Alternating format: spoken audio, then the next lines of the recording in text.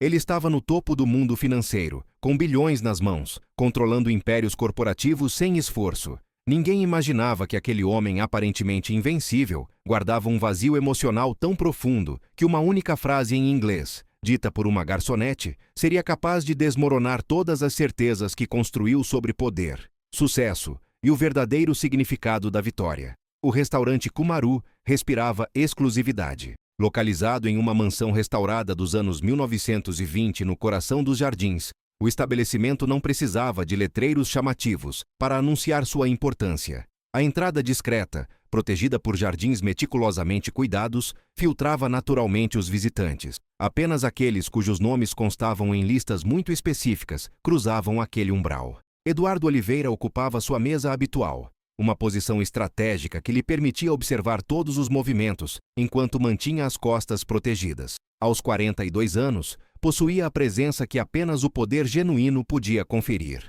Não era o mais alto da sala, mas quando falava, as conversas ao redor naturalmente diminuíam de volume. Seus cabelos escuros, levemente grisalhos nas têmporas, eram mantidos em um corte que custava mais do que muitos brasileiros ganhavam em um mês. Eram os olhos que revelavam sua natureza. Escuros, penetrantes, calculistas, olhos que haviam aprendido a ver o mundo como um tabuleiro de xadrez, onde cada pessoa era uma peça com valor específico. Nesta noite, focavam em 3 investidores estrangeiros cuja aprovação poderia significar a diferença entre um bom trimestre e um extraordinário. Senhores, Eduardo iniciou, sua voz carregando autoridade natural. O que viram hoje em nossas operações no Mato Grosso é apenas uma pequena amostra do potencial que o Grupo Oliveira Agro possui. Em 5 anos, duplicamos nossa produtividade. Em 10, revolucionamos o agronegócio brasileiro. E isso foi apenas o aquecimento. Era uma performance, e ele sabia exatamente como conduzi-la. Ali, entre seus pares, sentia-se verdadeiramente em casa. A garçonete se aproximou com elegância discreta. Eduardo anotou perifericamente. Uma jovem de aproximadamente 30 anos, cabelos castanhos presos profissionalmente, uniforme impecável. Havia algo em sua postura que sugeria mais do que treinamento em hospitalidade. Mas Eduardo estava concentrado demais em sua vitória para prestar atenção aos detalhes. Posso trazer mais alguma coisa? Ela perguntou, educada e profissional. Eduardo, movido pela euforia do negócio fechado, decidiu acrescentar um comentário. Virou-se para os investidores, assumindo aquela postura de superioridade masculina. Bem, James, mudou para o inglês. Devo admitir que este lugar tem vantagens além da comida. A vista é particularmente apreciável esta noite. Especialmente essa peça exótica ali, com aquela cintura esculpida para despertar certas fantasias. O que Eduardo jamais esperava era que ela se virasse calmamente e respondesse em inglês britânico perfeito. Muito obrigada pelo comentário sobre minha cintura, senhor. Fico lisonjeada, mas talvez seja mais apropriado avaliar a qualidade do serviço ao invés de partes da anatomia das funcionárias. Afinal, imagino que sejam os pratos que pretendem consumir esta noite. O silêncio que se seguiu foi absoluto. Eduardo sentiu como se o tempo tivesse parado, suas certezas fundamentais questionadas por uma garçonete. Sua mente, treinada para controlar qualquer situação, entrou em colapso temporário. Eduardo passou a sexta-feira tentando se concentrar, mas sua mente retornava àquele momento. Era como ter uma música irritante na cabeça, exceto que era a voz daquela garçonete repetindo suas palavras em inglês perfeito, o tom irônico, a forma como havia olhado para ele, não com admiração, mas com pena. Por volta do meio-dia, tomou uma decisão absurda, descobrir quem era aquela mulher. Sérgio Campelo, seu braço direito há 15 anos, estava acostumado aos pedidos peculiares de Eduardo. Havia supervisionado investigações sobre concorrentes e verificações de parceiros. Mas quando Eduardo pediu para investigar uma garçonete do Kumaru, não conseguiu disfarçar sua surpresa. Uma garçonete? Sérgio repetiu, ajustando os óculos. É uma questão de devida diligência. Eduardo mentiu. Ela demonstrou habilidades interessantes. Quero entender o tipo de pessoas que o Kumaru contrata. Segunda-feira chegou com chuva. Eduardo chegou ao escritório irritado, encontrando Sérgio esperando com uma pasta e expressão de "Você não vai gostar do que vou contar". O nome dela é Beatriz Costa. Sérgio começou. 32 anos, natural de São Paulo. Aqui fica interessante. Doutorado em Biologia pela USP, especialização em Botânica Amazônica. Passou 5 anos fazendo pesquisa de campo na região norte, trabalhando com comunidades indígenas. Eduardo processou a informação, atônito. Doutorado em Biologia com distinção. Mestrado em Ecologia por Cambridge, daí o inglês britânico. Bolsista integral por mérito. Trabalhou no Instituto Nacional de Pesquisas da Amazônia. Liderava projetos sobre potencial farmacológico de plantas nativas. Tinha 12 pesquisadores sob supervisão. Tinha? Em 2022, houve escândalo. Alegações de má conduta científica. Problemas éticos com comunidades indígenas. Foi afastada. Perdeu financiamento, reputação destruída no meio acadêmico. Eduardo absorveu em silêncio.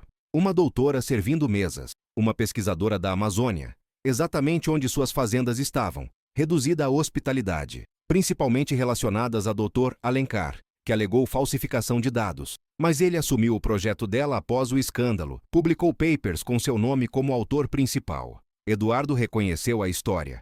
Alguém construindo sucesso sobre a destruição alheia. No mundo acadêmico, as consequências eram sutis, mas devastadoras. Apartamento em Pinheiros, divide com colega. Pais falecidos, sem irmãos, sozinha no mundo. Depois que Sérgio saiu, Eduardo organizou as informações. Uma pesquisadora brilhante, carreira destruída por escândalo fabricado. Alguém que entendia, melhor que ele, as implicações científicas de tudo que construíra. Havia sido superado intelectualmente por uma das pessoas mais qualificadas que conhecera. Durante 3 semanas, Eduardo tentou esquecer Beatriz Costa. Tentou mergulhar no trabalho, focando em aquisições de novas propriedades no Cerrado e negociações com fornecedores de equipamentos agrícolas. Mas descobriu que era impossível.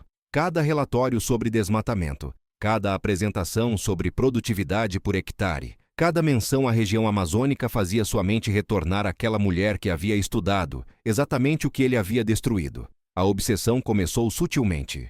Eduardo se pegou lendo artigos científicos sobre biodiversidade, algo que jamais havia feito antes, exceto quando necessário para antecipar possíveis regulamentações governamentais. Comprou livros sobre botânica amazônica, inicialmente dizendo a si mesmo que era pesquisa competitiva. Queria entender o mundo dela, a linguagem que falava, o universo de conhecimento que havia dedicado sua vida a construir. Foi durante uma dessas sessões de leitura noturna, em seu apartamento silencioso com vista para a cidade que ajudara a moldar, que Eduardo encontrou uma referência a um dos papers de Beatriz. Era um estudo sobre plantas medicinais, utilizadas por comunidades ribeirinhas, publicado quando ela ainda estava no auge de sua carreira. O trabalho era brilhante, meticuloso, compassivo, revelando uma mente que conseguia equilibrar rigor científico com profunda humanidade. Eduardo passou horas lendo e relendo o artigo, fascinado não apenas pelo conteúdo, mas pela forma como ela escrevia.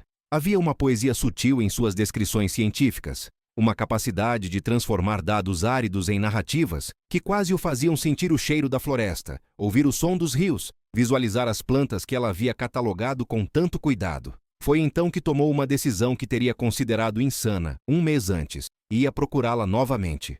Mas desta vez seria diferente. Não chegaria como o CEO arrogante que havia sido humilhado publicamente. Chegaria como alguém genuinamente interessado em aprender, em entender o mundo que ela conhecia melhor que qualquer pessoa que já havia encontrado. Eduardo retornou ao Cumaru numa terça-feira chuvosa, chegando propositalmente no meio da tarde, quando o movimento era menor. Pediu uma mesa discreta, longe do salão principal, onde havia ocorrido sua humilhação. Quando Beatriz apareceu, e ele havia ligado discretamente para confirmar que ela estaria trabalhando, Eduardo sentiu uma mistura de nervosismo e antecipação que não experimentava desde os primeiros anos construindo sua empresa. Ela o reconheceu imediatamente, é claro. Seus olhos se estreitaram ligeiramente, mas manteve a profissionalidade impecável que caracterizava o serviço do Cumaru. "Boa tarde, Sr. Oliveira", ela disse, sua voz cuidadosamente neutra. "Posso ajudá-lo com alguma coisa?" O fato de ela conhecer seu nome não foi surpresa. Qualquer funcionário de um estabelecimento como o Cumaru seria treinado para reconhecer clientes importantes. Mas havia algo na forma como pronunciou seu sobrenome, uma formalidade que carregava uma ponta de ironia, que o fez perceber que ela também havia feito sua própria pesquisa. "Na verdade", Eduardo disse, forçando-se a manter a voz calma, "gostaria de me desculpar pelo meu comportamento da outra vez. Foi inadequado e desrespeitoso." Beatriz inclinou a cabeça ligeiramente, reconhecendo o pedido de desculpas sem exatamente aceitá-lo. "Aprecio o reconhecimento, senhor." Eduardo respirou fundo. Era agora ou nunca. "Também gostaria de dizer que fiz algumas pesquisas sobre seu trabalho. Li seu artigo sobre etnobotânica ribeirinha. É extraordinário. Pela primeira vez, a máscara profissional de Beatriz vacilou. Uma expressão de surpresa genuína cruzou seu rosto, seguida rapidamente por algo que poderia ter sido suspeita ou curiosidade. Ela estudou Eduardo por alguns segundos, como se tentasse determinar se ele estava sendo sincero ou apenas tentando uma abordagem diferente para conseguir algo. Você leu meu trabalho? Ela perguntou finalmente, sua voz perdendo um pouco da formalidade anterior. Li vários, na verdade. E quanto mais leio, mais percebo o quão limitada é minha compreensão sobre o que realmente acontece nas regiões onde opero. Eduardo fez uma pausa, escolhendo cuidadosamente suas próximas palavras. Você mencionou no artigo uma planta chamada copaíba, que as comunidades usam para cicatrização. Eu tenho fazendas a menos de 50 quilômetros de onde você coletou essas amostras, e nunca soube que existia. Beatriz o observou com uma intensidade que o fez se sentir como um espécime sendo analisado sob microscópio. Não era desconfortável. Era como se ela estivesse tentando resolver um quebra-cabeça particularmente complexo. A copaíba é apenas uma das centenas de espécies medicinais que documentei naquela região. Ela disse lentamente. A maioria das pessoas que desenvolvem atividades econômicas lá nunca se interessaram em saber o que estavam substituindo. A crítica era sutil, mas clara. Eduardo a sentiu como um soco no estômago, mas forçou-se a não reagir defensivamente. Você está certa. E isso é algo que gostaria de mudar. Mudar? Beatriz repetiu. E agora havia definitivamente ceticismo em sua voz. Senhor Oliveira, com todo respeito, você construiu um império baseado na conversão de ecossistemas complexos em monoculturas. Não é exatamente o tipo de mudança que acontece da noite para o dia. Eduardo assentiu, reconhecendo a validade de sua observação. Não, não é. Mas talvez possa começar com educação, com entendimento. Ele hesitou. Depois decidiu ser completamente honesto. Preciso admitir que nossa conversa da outra vez foi um divisor de águas para mim. Fez-me perceber que há aspectos inteiros da realidade que tenho ignorado. Beatriz ficou em silêncio por um longo momento, estudando seu rosto como se procurasse sinais de desonestidade. Eduardo forçou-se a manter contato visual, deixando que ela visse qualquer coisa que precisasse ver. Você sabe que não trabalho mais na área acadêmica. Ela disse finalmente. Sei. E sei por quê. Eduardo viu uma sombra passar pelos olhos dela. Sei sobre Dr. Alencar, sobre as alegações falsas, sobre como sua pesquisa foi roubada. Beatriz enrijeceu, sua postura profissional retornando instantaneamente. Não sei que tipo de investigação você conduziu, Sr. Oliveira, mas minha vida pessoal não é. Você está certa. Eduardo a interrompeu suavemente. Foi uma invasão de privacidade, e me desculpo por isso também.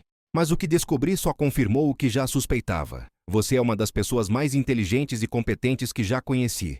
E o fato de estar servindo mesas ao invés de liderando pesquisas é uma tragédia. Uma tragédia? Beatriz riu, mas não havia humor no som. É vida real, Sr. Oliveira. Quando sua reputação é destruída no meio acadêmico, as opções se tornam limitadas. Eduardo se inclinou ligeiramente para a frente. E se eu dissesse que talvez não precisem ser tão limitadas assim? Beatriz o estudou com renovada intensidade. O que você está sugerindo? Estou sugerindo, Eduardo disse, sabendo que estava prestes a dar um passo que não poderia desfazer. Que talvez possamos encontrar uma forma de sua expertise ser valorizada adequadamente. Tenho recursos, influência, conexões. E você tem conhecimento que eu preciso desesperadamente entender. Precisa entender por quê? Era a sua pergunta que Eduardo havia temido, porque não tinha certeza de conseguir responder honestamente nem para si mesmo. Porque de repente se importava com biodiversidade e sustentabilidade. Porque o conhecimento dela havia se tornado importante para ele. Porque não conseguia parar de pensar nela. Porque, ele disse finalmente, pela primeira vez na minha vida, encontrei alguém que me fez questionar se estou construindo algo que vale a pena, ou apenas algo que dá lucro. E não tenho certeza de que sejam a mesma coisa. Beatriz ficou em silêncio por tanto tempo que Eduardo começou a se perguntar se havia ido longe demais, revelado vulnerabilidade demais. Mas então ela fez algo inesperado. Sorriu. Não um sorriso profissional ou irônico, mas algo genuíno e ligeiramente surpreso. Você sabe, ela disse, em todos os anos que passei tentando convencer pessoas poderosas a se importarem com preservação ambiental, nunca pensei que ouviria essa admissão de alguém como você. Alguém como eu? Um magnata do agronegócio que vê a floresta como obstáculo ao lucro. Ela fez uma pausa. Mas talvez eu estivesse sendo tão preconceituosa quanto você foi comigo naquela primeira noite.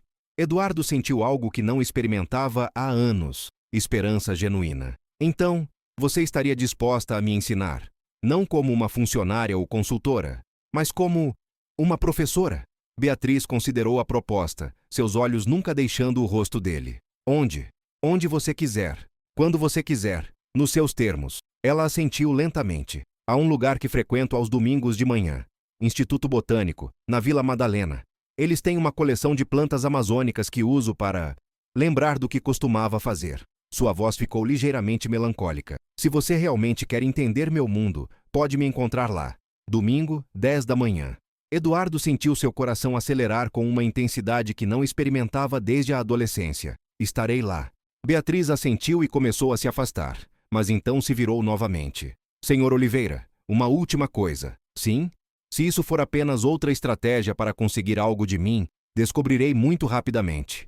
E desta vez, a humilhação será muito pior que a primeira. Eduardo encontrou seus olhos e segurou o olhar.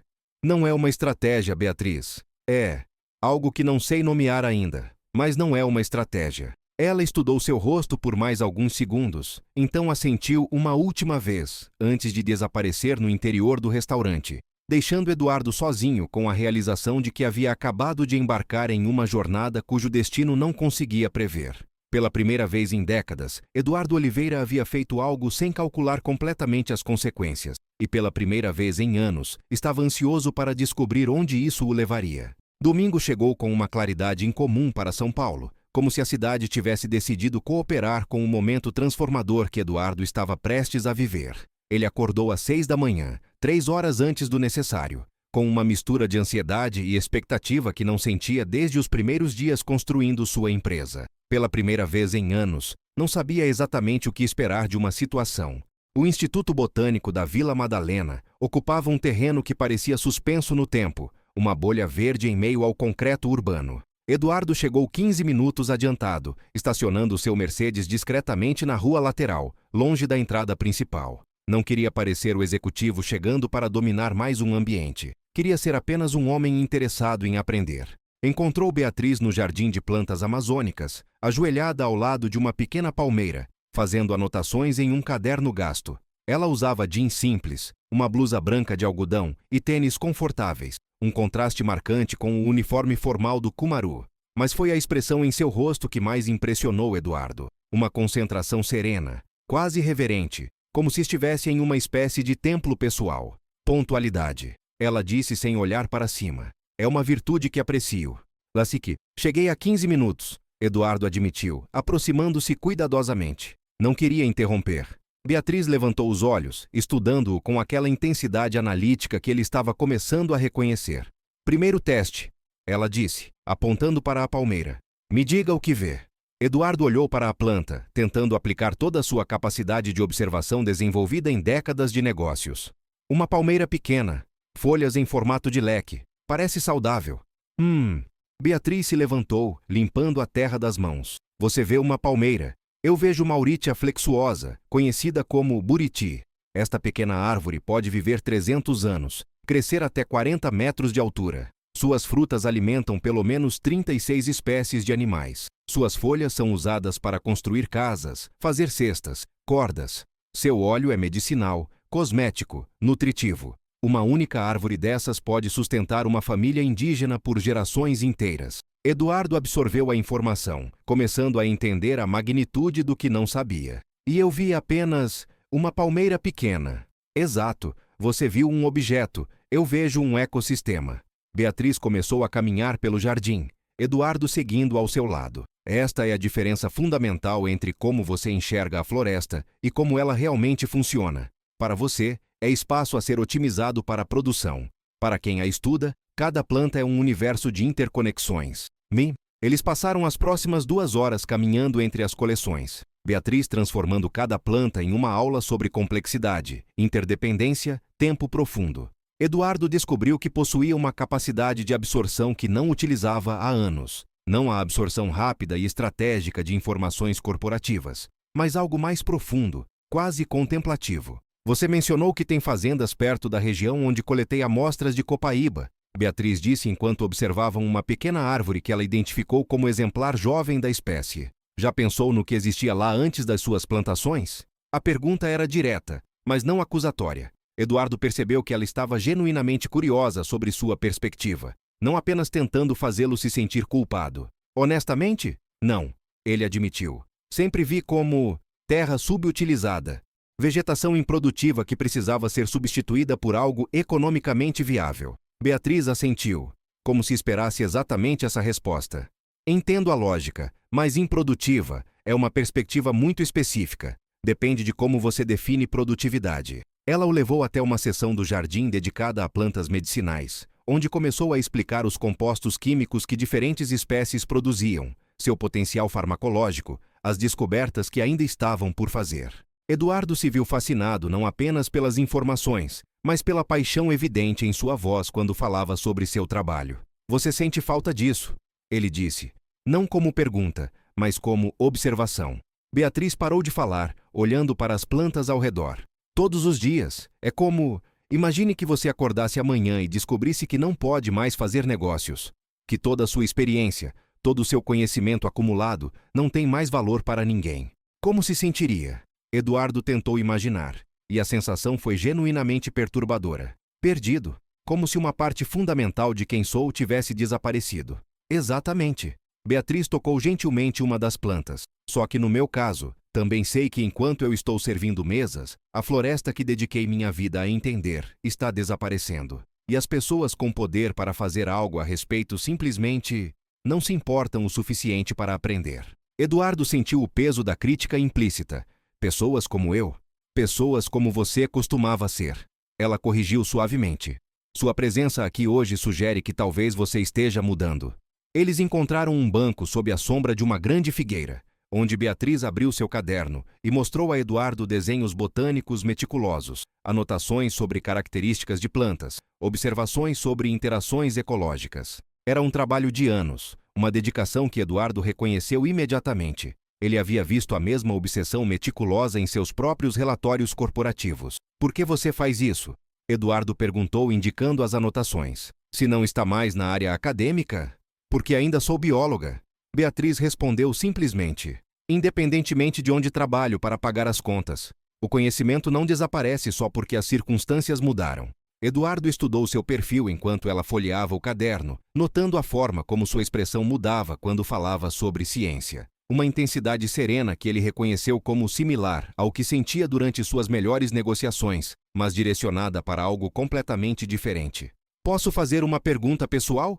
Ele disse finalmente. Beatriz o olhou, sobrancelha levemente arqueada. Você já invadiu minha privacidade uma vez. Suponho que posso conceder uma pergunta honesta. O que realmente aconteceu com o Dr. Alencar? Com sua pesquisa? A expressão de Beatriz se fechou instantaneamente, mas após alguns segundos, ela suspirou profundamente. Descobri que ele estava desviando fundos de pesquisa para projetos pessoais. Quando o confrontei, ele se antecipou, alegando que eu havia falsificado dados e violado protocolos éticos com comunidades indígenas. Como ele era meu supervisor e tinha mais influência política na instituição. Ela deu de ombros. A palavra dele prevaleceu. Você não tentou se defender? Tentei. Mas no meio acadêmico, uma vez que sua integridade é questionada, é quase impossível se recuperar.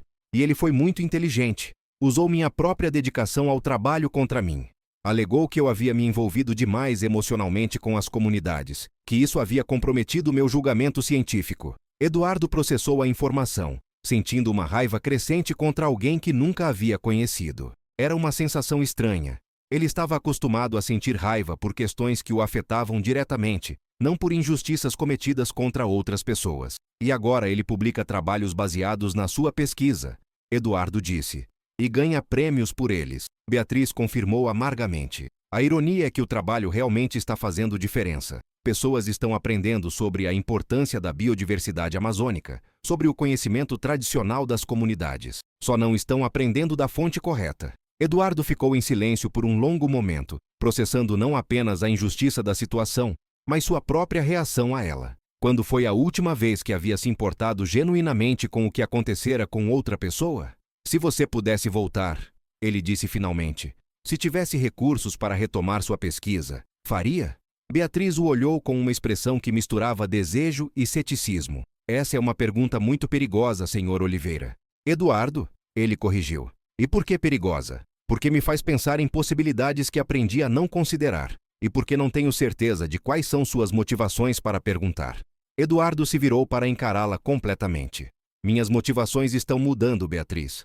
Uma semana atrás, teria dito que quero entender sustentabilidade para melhorar a eficiência das minhas operações. Hoje acho que quero entender porque conhecer você me fez perceber que há aspectos da realidade que tenho ignorado, e isso me incomoda de uma forma que não esperava. Beatriz estudou seu rosto com aquela intensidade científica. Isso é muito honesto.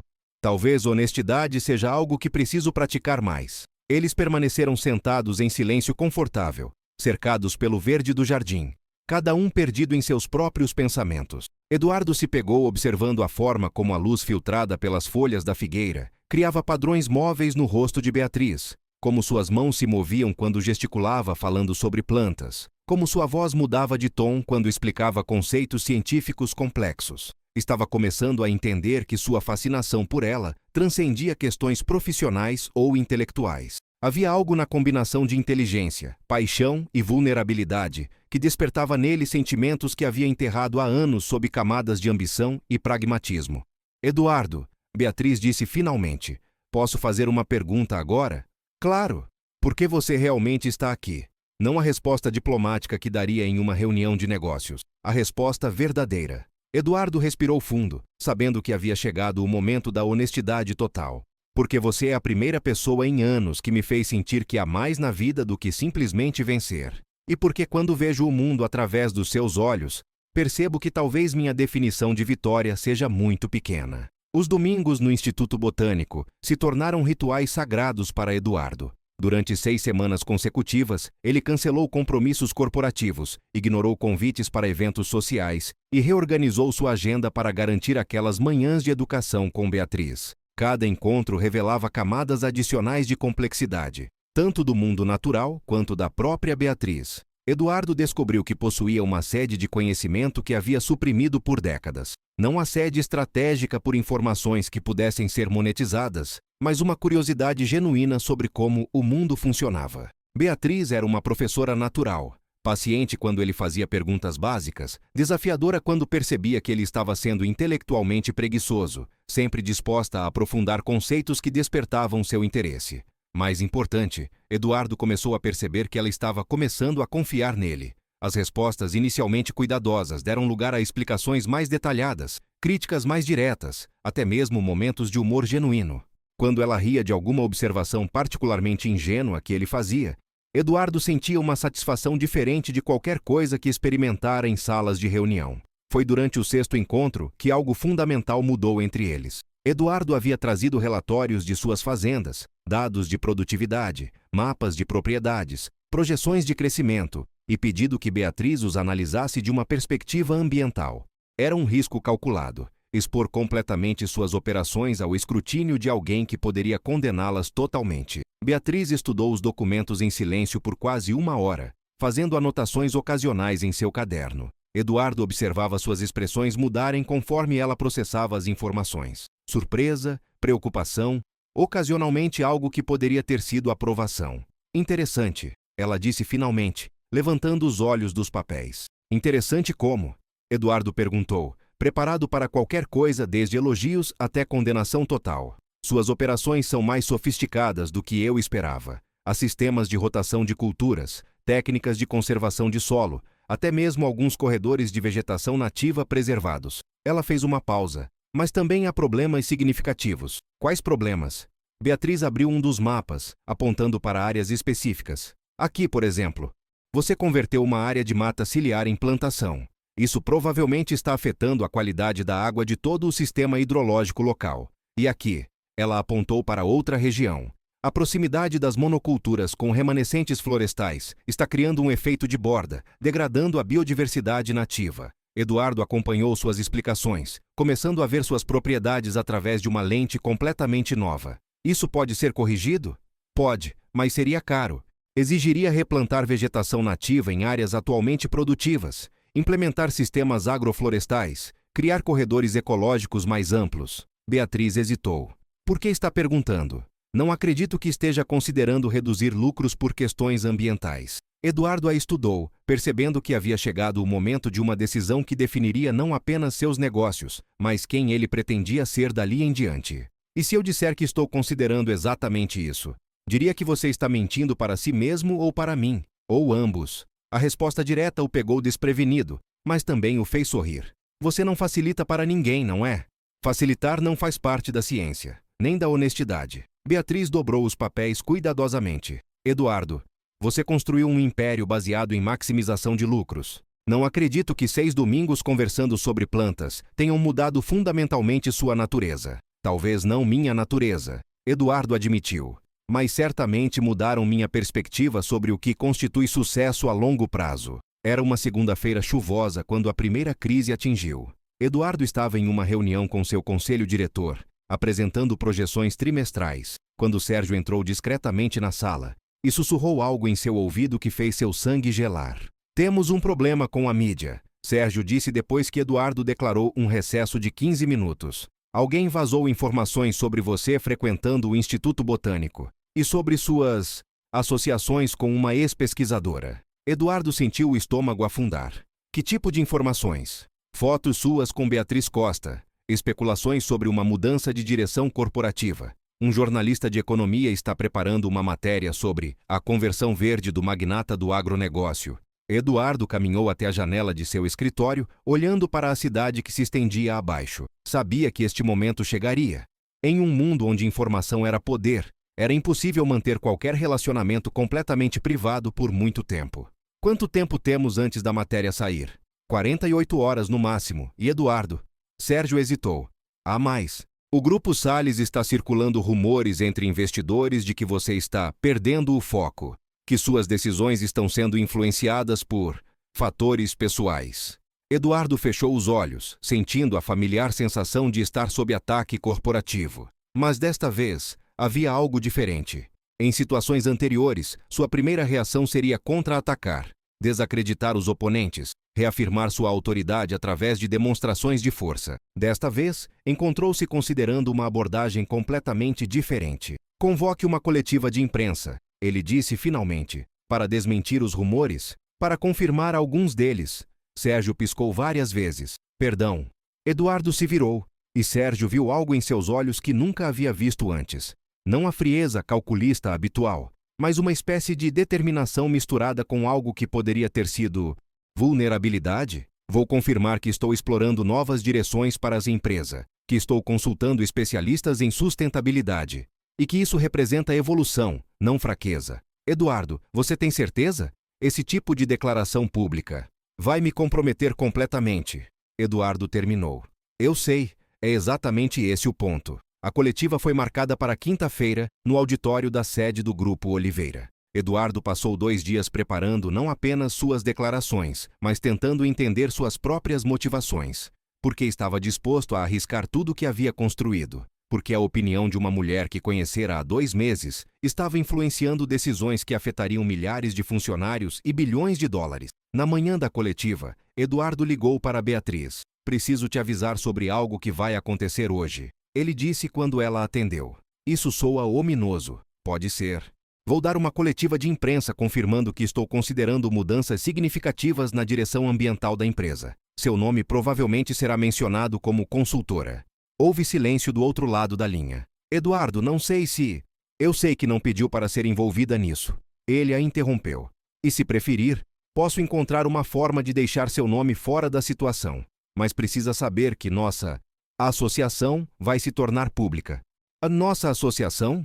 Beatriz repetiu. E Eduardo detectou algo em sua voz que não conseguiu identificar completamente. Nossos encontros no Instituto, nossas discussões sobre sustentabilidade. A mídia vai especular sobre a natureza do relacionamento. Mais silêncio. Então, e qual é a natureza do relacionamento, Eduardo? A pergunta o pegou completamente desprevenido. Durante semanas ele havia evitado defini-lo, mesmo para si mesmo. Honestamente, não sei ao certo. Sei que você mudou minha forma de ver o mundo. Sei que nossos domingos se tornaram a parte da semana que mais espero. E sei que não quero que isso termine, mesmo que prejudique sua empresa. Especialmente se significar transformar minha empresa em algo de que posso realmente ter orgulho. A coletiva aconteceu ao meio-dia. com o auditório lotado de jornalistas, analistas financeiros e representantes da indústria. Eduardo subiu ao pódio com uma confiança que não sentia, mas que havia aprendido a projetar em décadas de apresentações corporativas. Durante os últimos 2 meses, ele começou, sua voz ecoando no auditório silencioso. Tenho conduzido uma revisão abrangente das operações do Grupo Oliveira, com foco particular no impacto ambiental de nossas atividades. Murmúrios percorreram a plateia. Eduardo continuou. Essa revisão me levou a consultar especialistas em sustentabilidade, incluindo a doutora Beatriz Costa, uma das mais respeitadas pesquisadoras de biodiversidade amazônica do país. Ele fez uma pausa deliberada. O que descobri durante essas consultas me convenceu de que o futuro do agronegócio brasileiro depende não apenas da produtividade, mas da sustentabilidade real de nossas práticas. As perguntas começaram imediatamente, algumas hostis, outras curiosas, todas focadas em uma questão central. Estava Eduardo Oliveira realmente disposto a sacrificar lucros por questões ambientais? Não vejo isso como sacrifício. Eduardo respondeu a uma pergunta particularmente direta. Vejo como um investimento no futuro. As práticas que consideramos normais hoje podem se tornar economicamente insustentáveis em uma década. Empresas que se adaptarem primeiro terão vantagem competitiva. Era uma resposta tecnicamente correta, mas Eduardo sabia que não estava sendo completamente honesto. A verdade era mais complexa e mais pessoal do que qualquer explicação corporativa poderia capturar. A pergunta que mudou tudo veio de uma jornalista da primeira fila. Senhor Oliveira, há rumores de que suas mudanças de direção estão sendo influenciadas por um relacionamento pessoal com a doutora Costa. Como responde a essas especulações? Eduardo sentiu o silêncio absoluto do auditório. Sabia que sua resposta definiria não apenas sua reputação corporativa, mas possivelmente seu futuro pessoal. Podia desmentir, manter a separação entre vida profissional e pessoal, proteger tanto Beatriz quanto a si mesmo de especulações. Em vez disso, fez algo que teria considerado impensável 6 meses antes. É verdade que a doutora Costa tem sido fundamental em minha compreensão de questões ambientais. Ele disse calmamente. Também é verdade que desenvolvemos uma admiração mútua durante nossas discussões, mas quero deixar claro que minhas decisões corporativas são baseadas em análise rigorosa de dados e projeções futuras, não em considerações pessoais. Ele fez uma pausa, então decidiu ir além. Dito isso, se alguém aqui nunca teve suas perspectivas profissionais influenciadas por pessoas que respeitam e admiram, posso sugerir que não estão prestando atenção suficiente ao mundo ao seu redor. O auditório explodiu em atividade, jornalistas fazendo anotações frenéticas, fotógrafos capturando cada expressão, analistas sussurrando entre si. Eduardo sabia que havia acabado de criar uma tempestade de mídia que duraria semanas, mas também sabia que pela primeira vez em sua carreira havia dito exatamente o que pensava, sem cálculos estratégicos ou considerações de relações públicas. Naquela noite, sozinho em seu apartamento, Eduardo ligou para Beatriz novamente. Assisti à coletiva. Ela disse antes que ele pudesse falar. E você é ou muito corajoso ou completamente louco? Provavelmente ambos. Beatriz riu suavemente. Eduardo, você percebe que não há volta agora? Que se declarou publicamente como alguém comprometido com mudanças ambientais? Se não conseguir implementar essas mudanças, estarei acabado. Ele completou. Eu sei. Então por que fez isso? Eduardo olhou pela janela para a cidade iluminada, considerando a pergunta que havia se feito centenas de vezes nas últimas horas. Porque pela primeira vez na minha vida, encontrei algo que vale mais que minha reputação corporativa. E o que é isso? A possibilidade de construir algo que realmente importa, com alguém que realmente importa. O silêncio que se seguiu foi longo, mas não desconfortável. Eduardo podia ouvir Beatriz respirando suavemente do outro lado da linha. Eduardo, ela disse finalmente, sua voz mais suave do que ele jamais havia escutado. Gostaria de jantar comigo amanhã. Não no instituto, não como parte de uma lição. Apenas nós dois. Eduardo sentiu seu coração acelerar de uma forma que não experimentava há décadas. Adoraria. Meu apartamento. Vou cozinhar. E Eduardo? Sim? Obrigada por arriscar tudo hoje, mesmo que eu não tenha pedido. Depois que desligaram, Eduardo permaneceu na janela por longo tempo, processando o que havia acontecido. Em um único dia, havia exposto publicamente sua empresa a escrutínio ambiental, admitido interesse pessoal em uma mulher controversa e comprometido seu futuro corporativo, com promessas de mudança que ainda não sabia como cumprir. Deveria estar aterrorizado.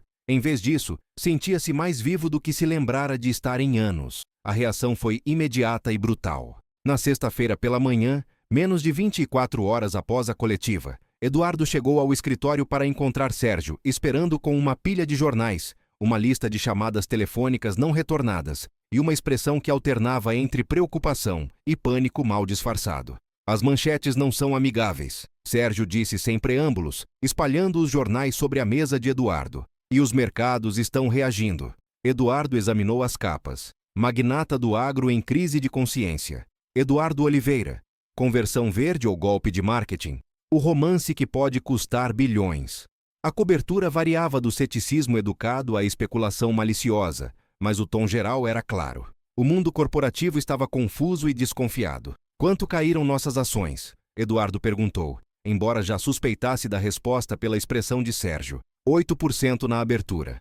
Estabilizaram em menos 7%, mas isso representa quase 200 milhões em valor de mercado perdido em uma manhã. Eduardo absorveu a informação com uma calma que surpreendeu até a si mesmo. 2 meses atrás, uma queda dessa magnitude teria desencadeado uma resposta imediata e agressiva. Demissões, mudanças estratégicas, campanhas de relações públicas para restaurar a confiança dos investidores. Hoje, encontrou-se curiosamente desapegado dos números. E as chamadas? James Crawford ligou 3 vezes. Klaus Weber enviou um e-mail solicitando uma conversa urgente sobre direção estratégica. Robert Chen foi mais direto. Quer uma reunião presencial antes do final da semana ou considera retirar o investimento? Eduardo assentiu, começando a entender a magnitude do que havia iniciado. Alguma boa notícia? Sérgio hesitou, consultando suas anotações. Alguns analistas ambientais estão otimistas. Há menções positivas em publicações de sustentabilidade corporativa. E... Ele pausou. Recebemos 15 currículos de pesquisadores querendo trabalhar em projetos de sustentabilidade. Aparentemente, sua declaração gerou interesse no meio acadêmico. Antes que Eduardo pudesse responder, sua secretária apareceu na porta. Senhor Oliveira, tem uma ligação. Diz que é urgente. Um tal de Ricardo Salles. Eduardo e Sérgio trocaram olhares. Ricardo Salles era o CEO do principal concorrente do Grupo Oliveira, um homem que Eduardo conhecia há 15 anos e respeitava como adversário competente e ocasionalmente implacável. Passe a ligação para cá, Eduardo disse. A voz de Ricardo soou cordial demais, o que imediatamente ativou todos os alarmes de Eduardo. Eduardo, meu amigo, vi sua coletiva ontem. Muito interessante. Ricardo, imagino que não está ligando para me parabenizar. Na verdade, estou ligando para fazer uma proposta. Que tal almoçarmos hoje? Tenho uma oportunidade de negócio que pode interessar você, especialmente considerando suas novas prioridades. Eduardo conhecia Ricardo bem o suficiente para saber que qualquer oportunidade oferecida por ele viria com armadilhas cuidadosamente escondidas. Que tipo de oportunidade? Prefiro discutir pessoalmente. Clube hípico? 1 hora? Eduardo considerou recusar, mas sua curiosidade prevaleceu. Além disso, evitar confrontos diretos não era seu estilo, independentemente de quão vulnerável sua posição atual pudesse estar. Estarei lá. O Clube Hípico de São Paulo era território neutro para executivos de alto nível, um lugar onde negócios eram discutidos em tons civilizados, mesmo quando envolviam a destruição mútua de impérios corporativos. Eduardo chegou pontualmente, encontrando Ricardo já instalado em uma mesa discreta no terraço, com vista para o hipódromo. Ricardo Salles, aos 53 anos, havia cultivado cuidadosamente a imagem de patriarca benevolente do agronegócio brasileiro. Cabelos completamente brancos, ternos conservadores, maneiras que lembravam uma combinação de diplomata e avô. Mas Eduardo sabia que por trás da fachada cordial existia um dos predadores corporativos mais eficazes do país. Eduardo. Ricardo se levantou com um sorriso caloroso. Obrigado por vir. Espero que não se importe. Tomei a liberdade de pedir seu uísque habitual. Eles se sentaram, observando as formalidades sociais, enquanto cada um avaliava as intenções do outro. Eduardo havia aprendido há muito tempo que as conversas mais perigosas frequentemente começavam com maior polidez. Então, Eduardo disse depois que terminaram os cumprimentos iniciais. Qual é essa oportunidade que não podia ser discutida por telefone? Ricardo sorriu, recostando-se confortavelmente na cadeira. Direto ao ponto, sempre apreciei isso em você. Ele fez uma pausa teatral. Estou preparando uma oferta de aquisição pelo Grupo Oliveira. Eduardo manteve sua expressão cuidadosamente neutra, embora sentisse o estômago apertar. Interessante. Posso perguntar o que despertou esse súbito interesse em minha empresa? Não é súbito, Eduardo. Venho observando suas operações há anos, esperando o momento certo. E ontem? Ricardo gesticulou vagamente. Você me deu esse momento. Explicando melhor? Você se colocou em uma posição insustentável. Prometeu mudanças ambientais que vão custar centenas de milhões para implementar. Admitiu publicamente que suas decisões estão sendo influenciadas por considerações pessoais. Seus acionistas estão nervosos, seus investidores questionando sua liderança. Ricardo tomou um gole de sua bebida. Em suma, você se tornou vulnerável. Eduardo absorveu a análise, reconhecendo sua precisão brutal. E você acredita que posso ser forçado a vender? Acredito que você é inteligente o suficiente para reconhecer quando a situação se tornou insustentável. Minha oferta seria generosa, 15% acima do valor atual de mercado. Seus acionistas lucrariam. Você sairia com bilhões, e eu assumiria o fardo de lidar com suas promessas ambientais, que você imediatamente abandonaria. Ricardo deu de ombros. Sou pragmático. Promessas feitas durante crises emocionais raramente são economicamente viáveis. Eduardo estudou o rosto de Ricardo, procurando sinais de blefe ou hesitação. Não encontrou nenhum. O homem estava completamente sério e claramente convencido de que sua análise da situação estava correta. É uma oferta interessante, Ricardo. Mas tenho uma pergunta. O que o faz pensar que estou em crise emocional, ao invés de fazendo uma transformação estratégica planejada? Porque eu o conheço há 15 anos, Eduardo. Conheço sua reputação, seus métodos, suas prioridades. O homem que construiu o Grupo Oliveira não arriscaria bilhões por questões ambientais. A única explicação lógica é que algo, ou alguém, está nublando seu julgamento. Eduardo sentiu uma pontada de irritação, mas forçou-se a manter a compostura. E se você estiver errado? E se isso for exatamente o que parece, uma evolução necessária para garantir sustentabilidade a longo prazo? Ricardo riu suavemente. Então você será um pioneiro admirável que faliu defendendo seus princípios. Muito nobre, mas pouco prático. A conversa continuou por mais 1 hora, Ricardo alternando entre pressão sutil e ameaças veladas. Eduardo mantendo uma fachada de calma, enquanto internamente avaliava suas opções cada vez mais limitadas. Quando finalmente se despediram, ambos sabiam que haviam estabelecido os termos de uma guerra corporativa que se desenrolaria nos próximos meses. Naquela tarde, Eduardo retornou ao escritório para encontrar a situação deteriorada ainda mais. 3 dos maiores clientes do Grupo Oliveira haviam solicitado reuniões para esclarecer questões sobre a direção futura da empresa. 2 membros do conselho diretor haviam pedido conversas privadas urgentes. E James Crawford havia enviado um ultimato educadamente formulado. Ou Eduardo fornecia um plano concreto para suas mudanças ambientais em 1 semana, ou o consórcio de investidores reconsideraria sua posição. É ruim? Beatriz perguntou quando Eduardo chegou ao seu apartamento naquela noite para o jantar prometido. É complicado, Eduardo respondeu tentando sorrir. Mas vamos esquecer o trabalho por algumas horas? O apartamento de Beatriz era exatamente o que Eduardo havia imaginado. Pequeno, mas aconchegante, repleto de livros, plantas e fotografias da Amazônia. Era o oposto completo de seu próprio espaço minimalista e controlado, mas de alguma forma se sentia mais como um lar do que qualquer lugar onde já havia vivido. Durante o jantar, uma refeição simples mas cuidadosamente preparada, Eduardo se viu relaxando de uma forma que não experimentava há semanas. Beatriz era uma anfitriã natural, capaz de manter conversas que fluíam naturalmente entre tópicos sérios e momentos de humor genuíno. Posso fazer uma confissão? Beatriz disse enquanto serviam a sobremesa. Claro. Quando você apareceu no instituto naquele primeiro domingo, pensei que era apenas outra estratégia corporativa. Uma forma sofisticada de me usar para melhorar sua imagem pública. Eduardo assentiu. E agora? Agora acho que você é sincero, mas também acho que não tem ideia real do que está enfrentando. Explicando melhor?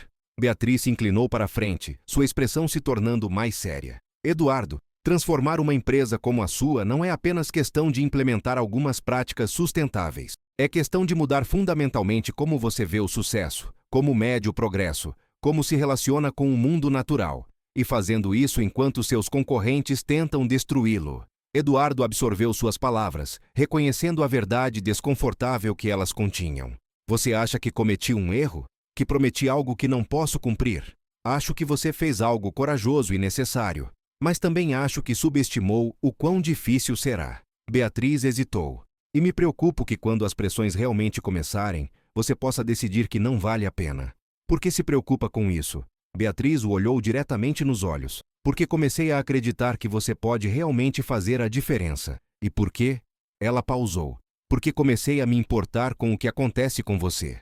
Era a primeira vez que qualquer um deles havia admitido explicitamente que seus sentimentos transcendiam questões profissionais ou intelectuais. Eduardo sentiu algo se mover em seu peito, uma emoção que não experimentava há tanto tempo que quase havia esquecido como nomeá-la. Beatriz, ele disse suavemente, eu não vou desistir. Não importa quão difícil fique. Como pode ter certeza? Eduardo considerou a pergunta, procurando uma resposta que fosse verdadeira não apenas para ela, mas para si mesmo. Porque você me mostrou que há uma forma diferente de viver. Uma forma que não envolve constantemente conquistar ou destruir. E agora que vi essa possibilidade, não posso mais fingir que não existe. Eles se beijaram naquela noite pela primeira vez. Um beijo suave que carregava o peso de tudo que não haviam dito. Todas as complicações que sabiam estar enfrentando. Toda a esperança de que talvez pudessem encontrar uma forma de navegar juntos, através da tempestade que se aproximava. A guerra começou na segunda-feira seguinte, com uma sutileza que Eduardo quase admirou.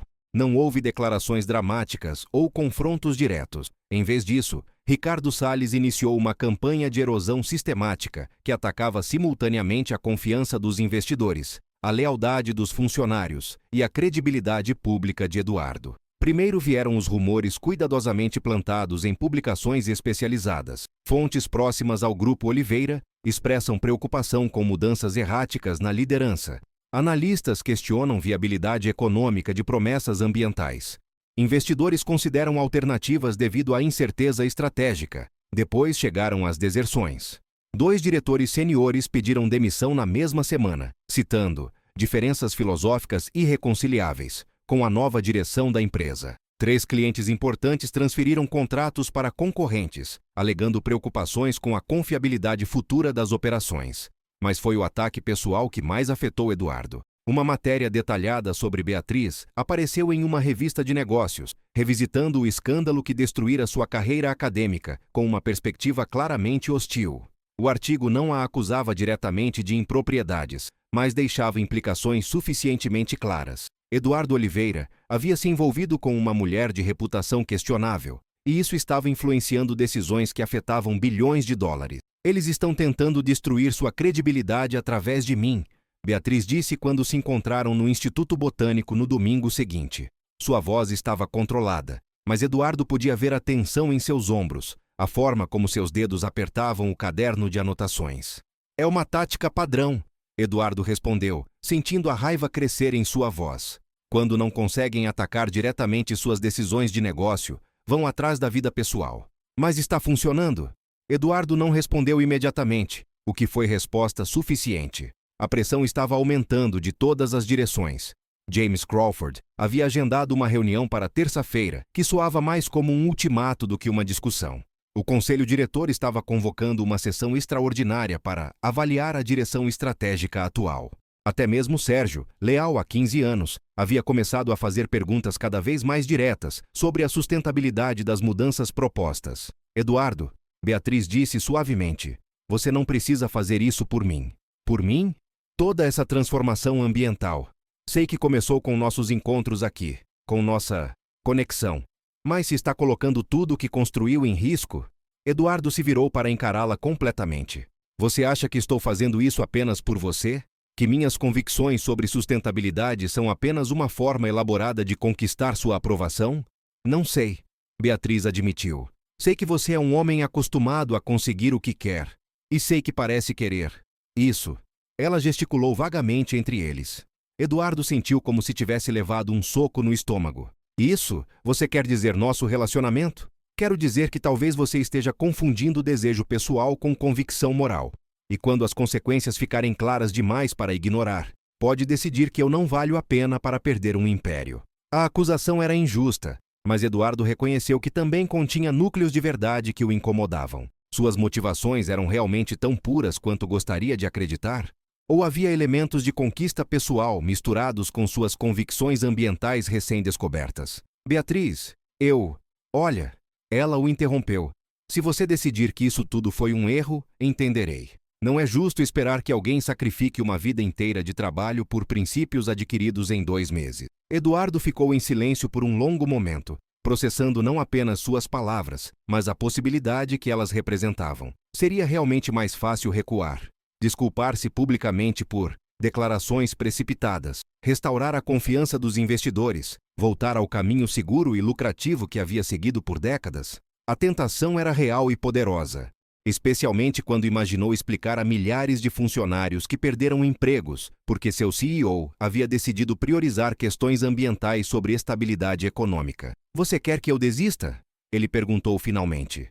Quero que você seja honesto comigo e consigo mesmo sobre o que realmente está disposto a sacrificar. E por quê? Eduardo olhou ao redor do jardim botânico, observando as plantas que havia aprendido a reconhecer e valorizar durante seus domingos com Beatriz. Cada uma representava não apenas conhecimento científico, mas uma forma diferente de entender o sucesso, o valor, o legado. Sabe qual é a verdade? Ele disse finalmente. Comecei isso por você, porque você me desafiou de uma forma que ninguém havia feito em anos, porque me fez questionar coisas que havia aceito como absolutas. Ele fez uma pausa. Mas continuei porque descobri que não posso mais viver pretendendo que essas questões não importam, mesmo que isso signifique perder tudo. Mesmo que signifique me perder? Eduardo a olhou nos olhos, especialmente se significar merecer você. Era a declaração mais honesta que já havia feito para qualquer pessoa. E Eduardo sentiu um alívio estranho ao finalmente articular a verdade que havia estado evitando. Suas convicções ambientais e seus sentimentos por Beatriz estavam entrelaçados de forma inseparável. Mas isso não tornava nenhum dos dois menos genuíno. Beatriz estudou seu rosto por um longo tempo, procurando sinais de hesitação ou cálculo. Aparentemente, não encontrou nenhum. Então, ela disse finalmente, o que fazemos agora? Agora eu descubro se é possível transformar um império construído sobre destruição em algo que realmente vale a pena preservar. E se não for possível? Eduardo sorriu, e desta vez não havia cálculo ou estratégia na expressão. Apenas uma determinação que surpreendeu até a ele mesmo. Então pelo menos tentei construir algo que você poderia respeitar. A sala de reuniões do 42º andar nunca havia testemunhado uma assembleia tão tensa. Eduardo observou os rostos ao redor da mesa oval de mogno. 15 dos homens e mulheres mais poderosos do agronegócio brasileiro, cada um representando bilhões em investimentos, milhares de empregos, décadas de relacionamentos corporativos que agora pendiam por um fio. James Crawford ocupava a cadeira diretamente oposta à de Eduardo, seus olhos azuis frios como gelo ártico. Klaus Weber consultava obsessivamente seu tablet, números dançando em sua tela como acusações silenciosas. Robert Shane permanecia impassível. Mas Eduardo conhecia essa expressão. Era a face que antecedia decisões irrevogáveis. Senhores, Eduardo começou, sua voz ecoando no silêncio hostil. Sei por que estamos aqui. Vocês questionam minha liderança, duvidam de minhas decisões recentes, temem pelo futuro de seus investimentos. Ricardo Salles, convidado especial para esta reunião, sorriu sutilmente do canto da mesa. Eduardo, ninguém questiona sua competência histórica. Apenas nos preocupamos que influências externas estejam comprometendo seu julgamento. Eduardo respirou profundamente, sabendo que os próximos minutos definiriam não apenas sua carreira, mas o legado de tudo que havia construído. Influências externas, repetiu lentamente. Vocês se referem ao meu interesse em sustentabilidade? Ou ao fato de ter encontrado alguém que me mostrou uma perspectiva diferente sobre o que significa sucesso verdadeiro? Referimo-nos, James interveio friamente, ao fato de que você comprometeu publicamente esta empresa com mudanças que custarão centenas de milhões para implementar, sem consultar adequadamente os stakeholders principais. E se eu disser que essas mudanças não são apenas necessárias, mas representam a única forma de garantir a viabilidade a longo prazo? Eduardo abriu uma pasta que trouxera consigo. Durante os últimos 2 meses, analisei não apenas nossas operações atuais, mas projeções climáticas, tendências regulatórias globais, mudanças nas preferências dos consumidores. Klaus levantou os olhos de seu tablet. Que tipo de projeções? Cenários de aquecimento global que tornarão nossas áreas de produção atuais improdutivas em 15 anos. Regulamentações europeias que proibirão a importação de produtos ligados a desmatamento a partir de 2030. Investidores institucionais que já estão direcionando capital apenas para empresas com credenciais ambientais sólidas. Eduardo distribuiu documentos ao redor da mesa, observando as expressões mudarem de ceticismo para preocupação conforme os presentes absorviam os dados. O que proponho não é idealismo, continuou. É antecipação estratégica. Empresas que se adaptarem primeiro dominarão os mercados futuros. Aquelas que resistirem serão obsoletas. Robert Chain foi o primeiro a quebrar o silêncio. Esses números são verificáveis? Completamente. E há mais.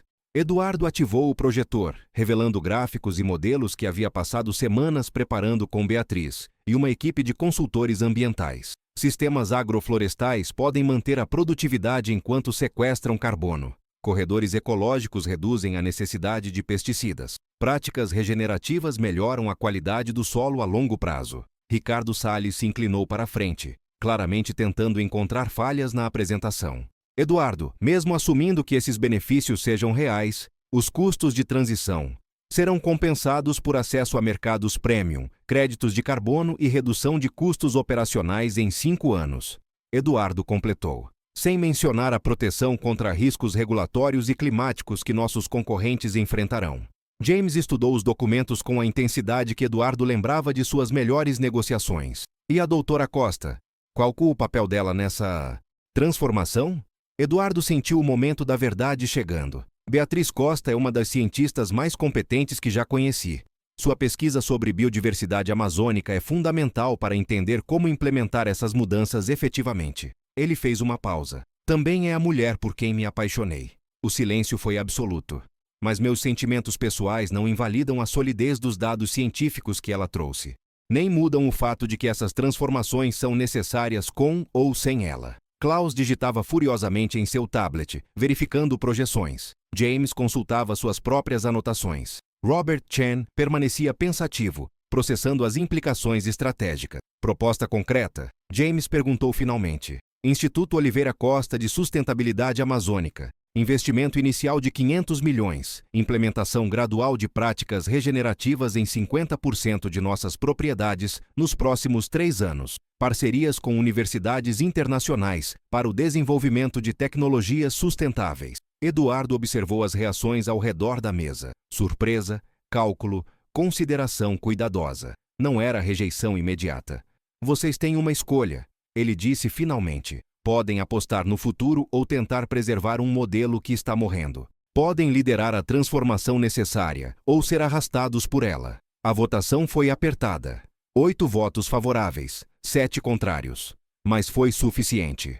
6 meses depois, Eduardo caminhava por uma de suas propriedades transformadas no Mato Grosso, observando fileiras de soja crescendo entre corredores de vegetação nativa que abrigavam pássaros, insetos polinizadores e pequenos mamíferos. Era um novo tipo de fazenda, produtiva, mas integrada ao ecossistema natural de forma que ele jamais havia imaginado possível. Beatriz estava a seu lado, fazendo anotações sobre o desenvolvimento das plantas nativas que haviam reintroduzido. Ela agora dirigia o instituto que levava seus nomes, liderando uma equipe de 20 pesquisadores dedicados a desenvolver modelos de agricultura sustentável. Sua reputação acadêmica havia sido não apenas restaurada, mas elevada a novos patamares. Os índices de biodiversidade aumentaram 40% em relação ao baseline, ela relatou, mostrando dados em seu tablet. E a produtividade de soja se manteve dentro das projeções.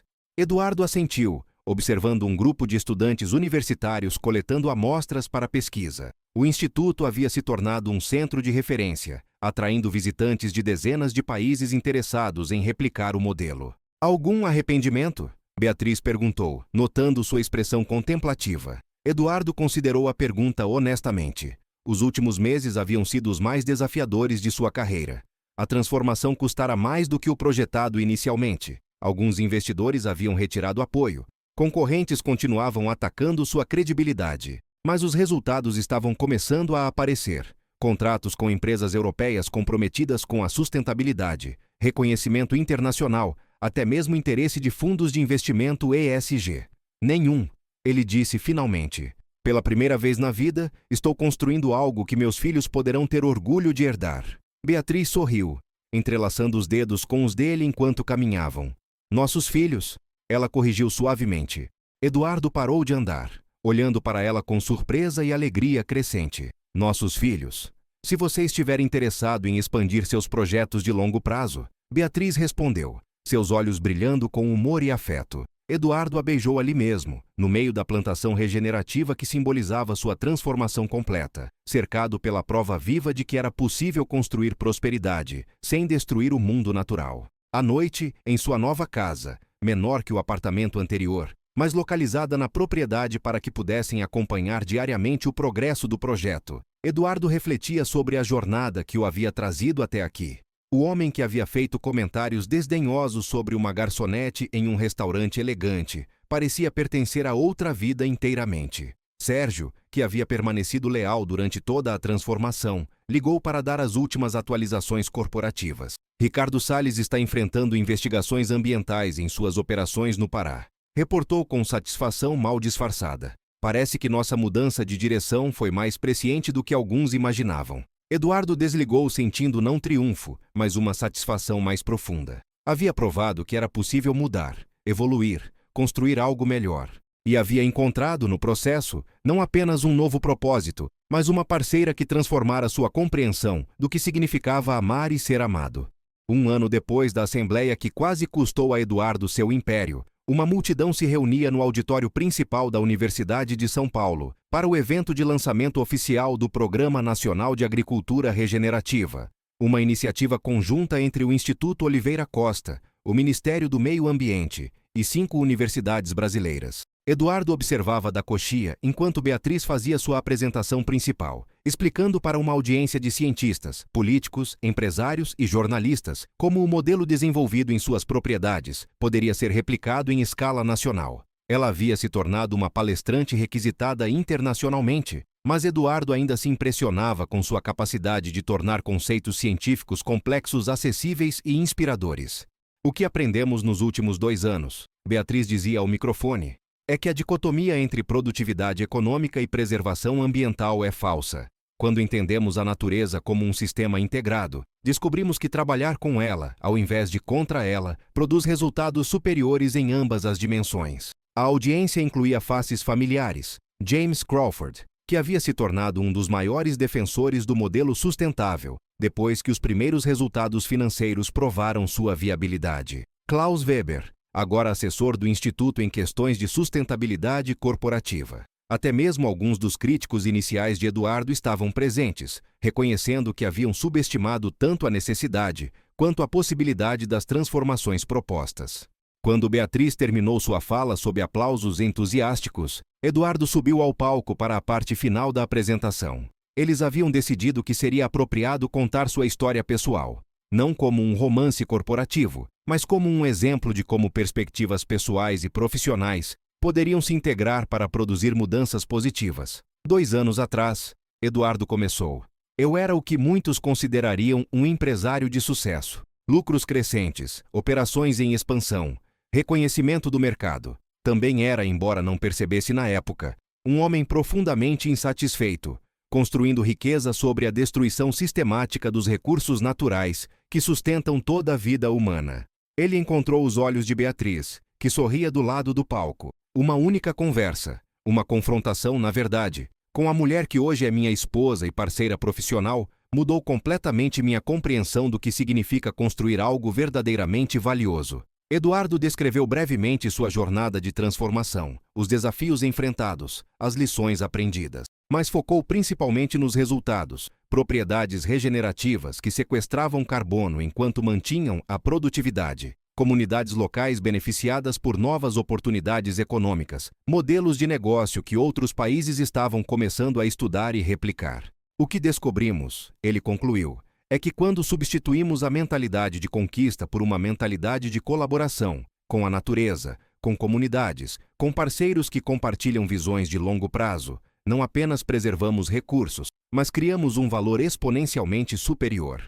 A sessão de perguntas e respostas que se seguiu foi animada, com questões que variaram desde detalhes técnicos de implementação até filosofia empresarial. Eduardo e Beatriz responderam em conjunto, suas perspectivas complementares criando um diálogo que exemplificava a síntese entre conhecimento científico e aplicação prática, que tornara seu projeto tão eficaz. Após o evento, durante a recepção, Eduardo se viu rodeado por pessoas interessadas em colaborações, investimentos, parcerias. Era uma sensação familiar, o magnetismo que o sucesso exercia sobre outros ambiciosos.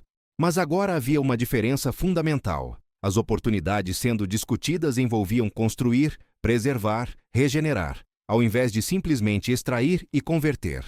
Algum arrependimento sobre ter trocado o antigo modelo pelo novo? Perguntou um jornalista durante uma entrevista improvisada. Eduardo considerou a pergunta, olhando ao redor do salão onde cientistas conversavam com empresários, onde líderes comunitários dividiam a mesa com investidores internacionais, onde sua esposa explicava animadamente para um grupo de estudantes como plantas amazônicas poderiam revolucionar a agricultura mundial. O modelo antigo me deu poder.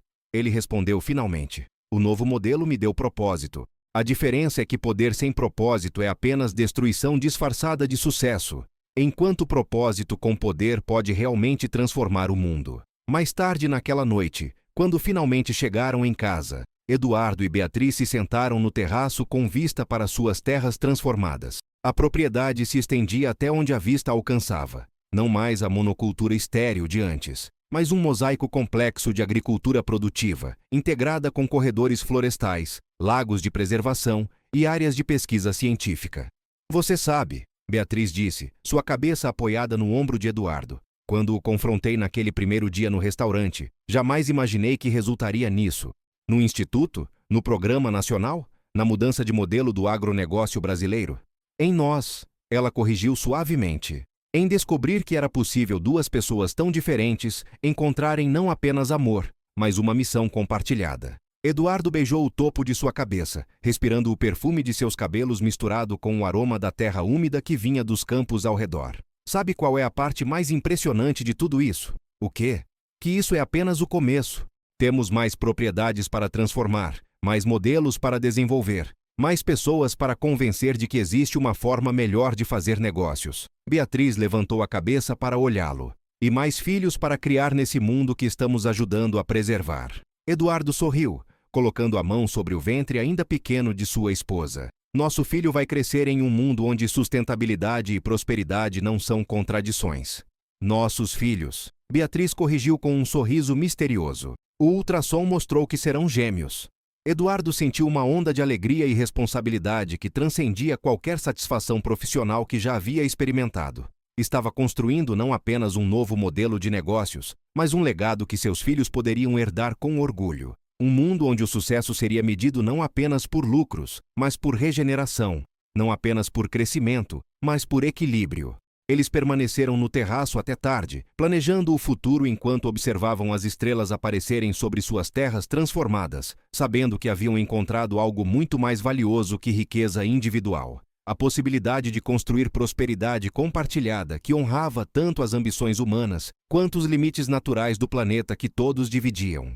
E assim termina nossa história sobre Eduardo e Beatriz. Uma jornada que começou com arrogância e confronto, mas evoluiu para amor e transformação verdadeira. Eduardo descobriu que o poder real não vem de dominar, mas de colaborar. Beatriz provou que o conhecimento científico, quando combinado com determinação e oportunidade, pode literalmente mudar o mundo. Mas talvez a lição mais importante dessa história seja que a mudança genuína é sempre possível. Não importa quão estabelecidos estejam nossos padrões, quão profundos nossos preconceitos, quão sólidas pareçam nossas certezas. Às vezes, uma única conversa, um momento de honestidade brutalmente sincera, pode abrir caminhos que nunca imaginamos existir.